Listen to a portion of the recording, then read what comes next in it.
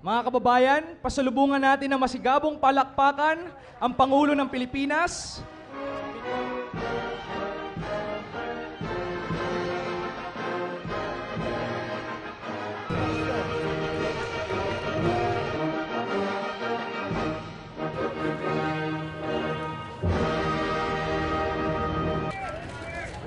Ay kumakatawan sa masidhing adhikain na nagkakaisang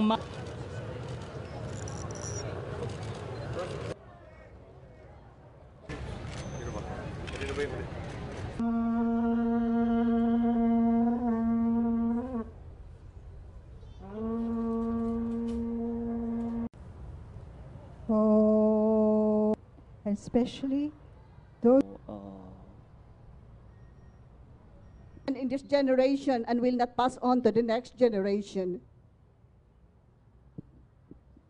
Wakala rabo kumodo ni estabilakum ang pinakamahal. Ikaw pumasok sa aming buhay na may awa sapagkat ikaw ang tahanan ng kapayapaan. Tabarak tarap wa fil akhirat hasanatan wa qina adzaban.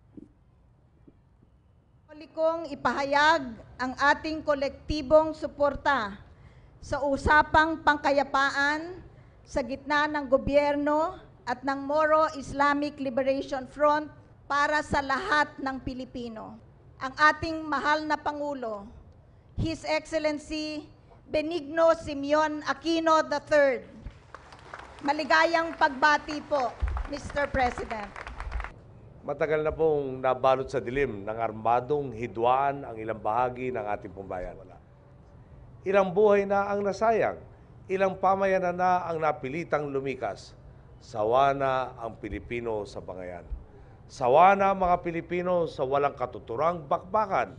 At bibigyan lakas natin siya upang mabigyan. Office of the Presidential Advisor on the Peace Process sa internet.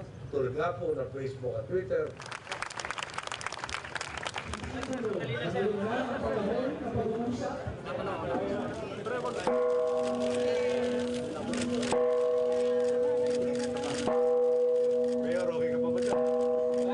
Silang lahat ay nagnanasang maging mga leaders from Ateneo.